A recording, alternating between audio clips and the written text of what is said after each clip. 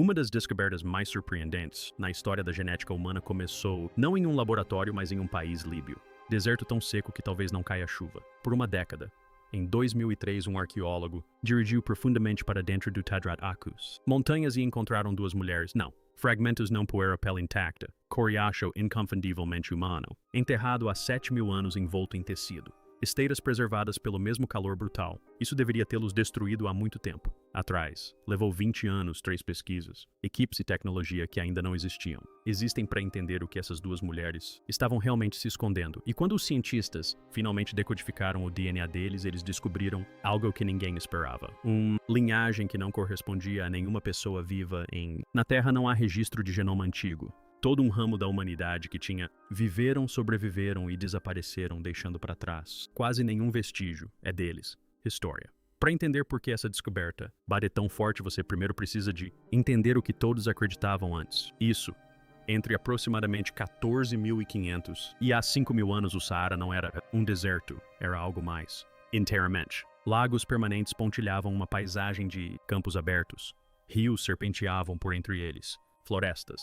Hipopótamos, elefantes e girafas vagavam por uma região que hoje é quase completamente inabitável. E pessoas moravam lá. Pastores com gado, famílias moendo grãos, crianças. Brincar perto da água. Sabemos disso porque eles deixaram tudo para trás em forma de rocha. Pinturas em cerâmica em ossos de animais. Em ferramentas de pedra espalhadas pelos sítios, que agora estão enterradas sob a areia. E a consenso científico para a maior parte do século XX foi simples. Quando o Saara ficou verde, tornou-se um corredor. Pessoas da África subsaariana mudaram-se para o norte. Pessoas a costa do Mediterrâneo deslocou-se para sul, genes. Misturadas, culturas combinadas, o verde. O Saara era essencialmente uma rodovia, conectando as duas metades do continente e o tráfego naquilo. A rodovia tinha fluxo nos dois sentidos. A ideia era elegante, tornou-se geográfica. Sentido. As evidências arqueológicas parecia confirmar isso a cada instante. A cerâmica encontrada em sítios arqueológicos do Saara apresentou correspondência. Estilos do Vale do Nilo, ferramentas de pedra, pareciam pertencer às tradições de múltiplas regiões, todas em camadas, juntos nos mesmos sítios de escavação. Você poderia desenhar setas em um mapa mostrando populações se deslocando de um lado para o outro, um continente verde, e as flechas pareciam exatamente. O modelo foi publicado nos livros didáticos, era ensinado em universidades, tornou-se o padrão, estrutura para entender como o norte, a África, era povoada. E durante décadas, ninguém questionou isso seriamente. Havia apenas um problema. Ninguém tinha. Verifiquei o DNA. E quero deixar claro sobre o porquê. Porque esta é a parte que é subestimada. A falha não foi descuidada. Foi uma cascata de suposições razoáveis cada uma. Um reforçando o outro. DNA antigo. O trabalho depende da preservação. Climas frios são ideais. Permafrost em Sibéria, cavernas calcárias no norte. Na Europa, o Saara é o oposto de tudo isso. As temperaturas diurnas excedem 50 graus taxa de umidade próxima de zero. O DNA degrada-se rapidamente com o calor e os geneticistas presumiram com bastante razão que qualquer material genético em Saharin, os restos mortais estariam muito fragmentados para serem lidos. Além disso, a arqueologia parecia suficiente por si só. E, crucialmente, o norte da África foi uma das menos regiões geneticamente amostradas na Terra. Não é possível encontrar um padrão nos dados que não existe. A suposição era razoável, mas também estava errado. Então aqui está, é onde a história começa. Reviravolta inesperada e tudo se resume à geologia. O abrigo rochoso de Takarakori não é sentado em dunas abertas. É profundo, saliência esculpida no Tadrat Akus. Montanhas protegidas da luz solar direta, com temperaturas internas que permanecem bem distantes. Abaixo você encontrará o que vivenciaria no superfície externa. Quando Savino Dernier, a equipe iniciou as escavações no local em 2003. Eles não esperavam encontrar algo macio, tecido. Ninguém estava. O Saara nunca tinha. Já tínhamos desistido disso antes. Mas as duas mulheres tinham sido enterrado em areia seca abaixo daquilo. Saliência.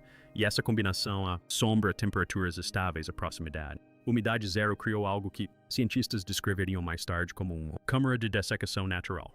Essencialmente, os corpos secaram mais rapidamente do que as bactérias poderiam consumi-las. Pele. Tornou-se coriáceo. Colágeno nos ossos, manteve sua estrutura e bem no interior do tecidos mais densos, algo quase o impossível havia acontecido. Pequenos fragmentos de material genético. 7.000 anos de idade haviam sobrevivido. O mesmo deserto que destruíram o DNA em todos os outros. Sítio no Saara formado por acidente geológico. Preserva-o aqui. Em 2019, pesquisadores conseguiram extrair o primeiro material genético, dados das duas mulheres, mas foi apenas DNA mitocondrial, o tipo que é transmitido exclusivamente de mãe para filho. É uma janela estreita útil para amplas áreas. Traços, mas não o tipo de detalhe. Análise que responde a perguntas difíceis sobre a história da população. Ainda assim mesmo, que os dados limitados foram suficientes para sugerir que algo estava errado. A maternidade, as linhagens não se pareciam com o que qualquer pessoa era esperado para esta região. Eles não fizeram isso. Corresponder às populações que deveriam ter. Estive lá de acordo com o corredor. Modelo. Mas sem um genoma completo, você não poderia dizer muito mais do que isso. A dica estava lá. A prova. Não era.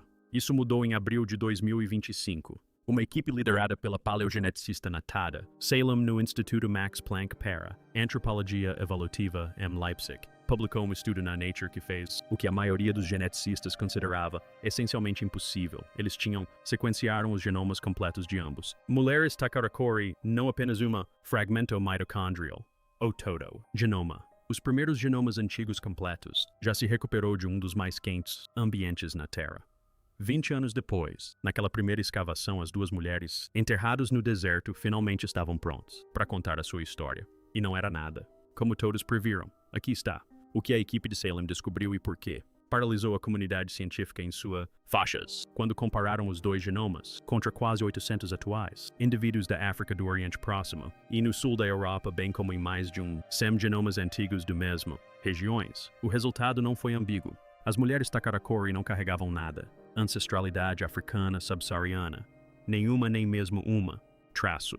Numa região que deveria ser uma ponte genética entre o norte e ao sul, numa paisagem que era verde e exuberante e teoricamente totalmente aberto para movimento populacional, essas duas mulheres tinham nenhuma ligação genética com populações que vivem ao sul do Saara. O que eles carregavam era algo que ninguém nunca tinha visto antes. Uma linhagem que não apareceu em nenhuma pessoa viva na Terra, não consta em nenhum genoma antigo registrado. Ramo da humanidade que simplesmente não apareceu em lugar nenhum até agora. A análise genômica sugeriu isso. A linhagem havia se separado da subsaariana. Populações africanas há aproximadamente 50 mil anos atrás.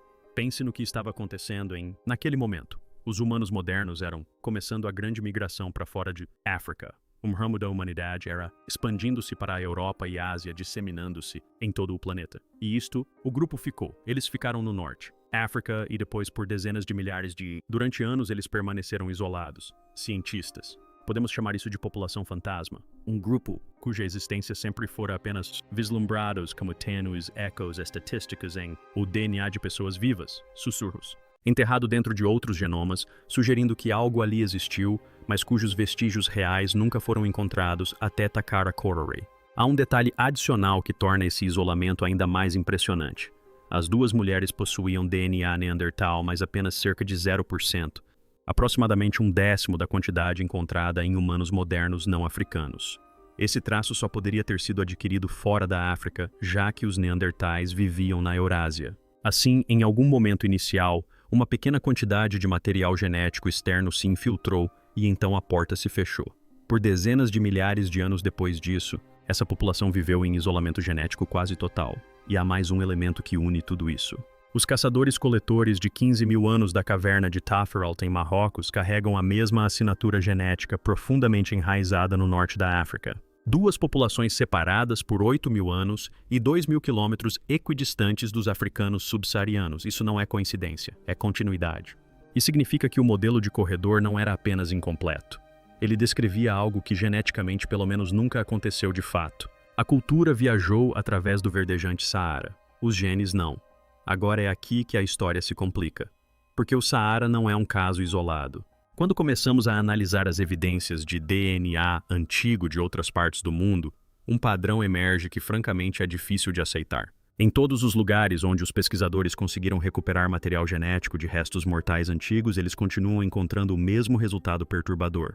Populações que viveram por milhares de anos, construíram culturas, criaram filhos, enterraram seus mortos e depois desapareceram tão completamente que não deixaram nenhum vestígio detectável em qualquer pessoa viva hoje. Em 2016, o geneticista Bastian Lamas, da Universidade de Adelaide, sequenciou genomas mitocondriais de 92 múmias e esqueletos pré-colombianos da América do Sul. Os restos mortais datados entre 500 e 8.600 anos foram cuidadosamente selecionados na Bolívia, Chile, Peru, Argentina e México para representar a maior abrangência geográfica e temporal possível. Sua equipe identificou 84 linhagens maternas distintas, representando toda a diversidade das Américas Antigas. E nenhuma dessas linhagens existe em qualquer pessoa viva hoje em dia. Pense nisso por um momento. 92 indivíduos, 84 linhagens únicas, todas extintas. Os pesquisadores não precisaram de modelagem complexa para compreender a dimensão do que estavam analisando. Simplesmente compararam as sequências antigas com bancos de dados modernos e não encontraram nada. Nenhuma correspondência, nenhum descendente, nenhum sobrevivente. Após o contato com os europeus no final do século XV, a maioria dessas linhagens localizadas simplesmente desapareceu. E já que estamos na América do Sul, vale a pena fazer uma pausa neste assunto. Os corpos mumificados artificialmente mais antigos da Terra não são egípcios. São as múmias Chinurro do norte do Chile, que datam de 7.400 anos atrás, ou seja, 2.000 anos antes da primeira mumificação egípcia. Os Chinurro embalsamavam a todos, não apenas as elites, mas também bebês e crianças ainda não nascidas. Sua linhagem genética quase certamente está entre as perdidas. Então, em 2025, um estudo publicado na Science Advances relatou os primeiros genomas antigos já recuperados da Colômbia. Pesquisadores analisaram 21 indivíduos do Alaplano de Bogotá, alguns com até 6.000 anos de idade. 7 dos mais antigos pertenciam a uma população que não correspondia a nenhum grupo antigo conhecido nas Américas, nem a nenhuma população moderna em qualquer lugar da Terra.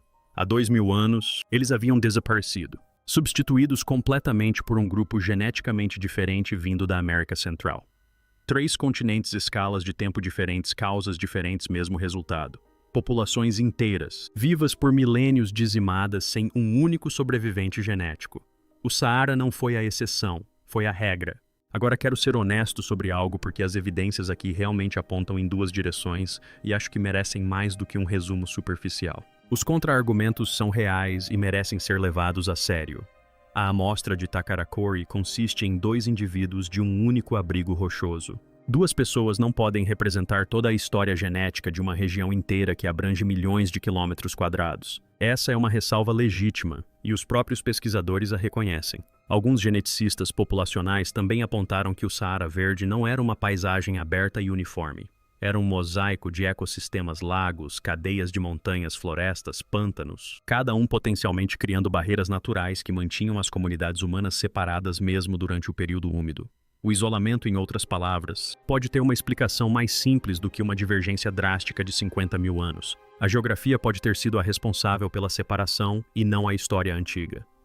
Para os dados da América do Sul, o cenário é igualmente complexo. A amostragem de populações indígenas modernas permanece genuinamente incompleta. É possível, embora cada vez mais improvável, que algumas dessas 84 linhagens sobrevivam em comunidades que simplesmente ainda não foram testadas geneticamente. A ausência de evidência e evidência de ausência não são a mesma coisa. E essa distinção é importante aqui.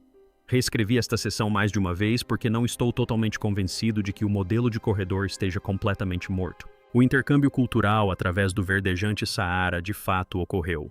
Estilos de cerâmica se espalharam entre as regiões. Práticas de criação de gado se disseminaram. Os arqueólogos que encontraram as mulheres Takarakori observaram que sua comunidade não era culturalmente isolada. Eles comercializavam, adotaram a pesca de arenque, participaram de redes regionais que se estendiam por toda a região. Portanto, a questão que as evidências genéticas nos obrigam a fazer é genuinamente surpreendente. E não creio que alguém a tenha resolvido completamente ainda. Podem as ideias viajar sem pessoas? Será que uma cultura pode se espalhar por milhares de quilômetros enquanto as populações que a originaram permanecem geneticamente isoladas umas das outras? Nesse caso, os dados indicam que sim, e esse resultado merece muito mais investigação antes que alguém o considere definitivo. Mas eis o que não está seriamente em discussão: a árvore genealógica humana não é um diagrama linear e organizado. É um emaranhado de linhagens que se dividiram, se dispersaram, se conectaram brevemente e depois se silenciaram. Construímos nossos modelos em torno dos ramos que sobreviveram.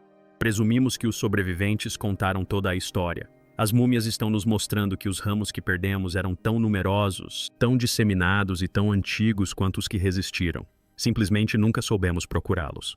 Mas antes de nos perdermos nos dados, quero recuar um pouco e humanizar isso novamente. Porque é fácil quando se fala de linhagens genômicas, datas de divergência e haplogrupos mitocondriais, esquecer que se tratava de pessoas. As duas mulheres encontradas em Takarakori não viviam em algum canto marginal do mundo lutando para sobreviver. Elas eram pastoras, produziam cerâmica, trabalhavam cestos e esteiras com tanta habilidade e cuidado que esses tecidos sobreviveram 7.000 anos debaixo da terra. Eles enterravam seus mortos deliberadamente envoltos em tecido, colocados em solo protegido de uma maneira que remete a rituais, a significados, a uma comunidade que compreendia a perda. Estima-se que sua população efetiva era de cerca de 1.000 pessoas, um número tão pequeno que provavelmente todos se conheciam pelo nome, suficientemente grande para sustentar uma cultura, uma língua, um conjunto de tradições ao longo de muitas gerações. E a paisagem em que viviam não se parecia em nada com o Saara que conhecemos hoje. Havia lagos, havia pradarias. Existiam florestas de montanha densas o suficiente para sustentar os animais pintados nas paredes rochosas acima de seus abrigos. Era um mundo quase impossível de imaginar quando se está agora naquela paisagem e se vê apenas areia, calor e silêncio. E então, gradualmente, a chuva parou. Os lagos diminuíram. Os campos secaram e voltaram a virar pó. Os animais se mudaram ou desapareceram. E uma linhagem que já havia sobrevivido por 50.000 anos, que resistira a eras glaciais, mudanças climáticas drásticas, e toda a revolução neolítica simplesmente desapareceu. Não sabemos onde eles estavam entre 50.000 anos atrás, quando se separaram das populações do sul da África, e 15.000 anos atrás, quando surgiram em Taforalt. Isso representa um intervalo de 35.000 anos. Um capítulo inteiro da história de um povo não escrito e possivelmente impossível de ser escrito. Onde eles se abrigaram durante o último máximo glacial, quando o Saara se expandiu ao máximo. Quantas comunidades existiam? Até onde se deslocaram pelo continente? Johannes Krauss, o autor principal do estudo de 2025, foi bastante direto. Não sabemos onde eles estavam. E essa frase, por mais simples que seja, contém algo enorme, porque significa que em algum lugar lá fora enterrado sob areia que raramente vê chuva pode haver mais. Mais abrigos, mais vestígios preservados, mais capítulos de uma história que estamos apenas começando a ler. A equipe de Natada Salem continua em busca de mais genomas antigos no Saara, mas a preservação, como a de Takara, é rara. O deserto não devolve seus mortos facilmente, e as chances de encontrar outra câmara de dessecação natural em 12 milhões de quilômetros quadrados de areia são mínimas. O que as duas mulheres de Takarakori já nos deram, no entanto, é algo realmente difícil de esquecer. Todos os modelos que já construímos sobre a história da humanidade foram baseados em sobreviventes. Estudamos os ramos que resistiram e presumimos que eles contavam a história completa. Mas não contavam. Os ramos que perdemos podem ter sido tão numerosos, tão antigos e tão humanos quanto os que perduraram. Simplesmente nunca pensamos em procurá-los sob a areia. E isso, honestamente, não é uma conclusão, é um convite. Ainda estamos procurando.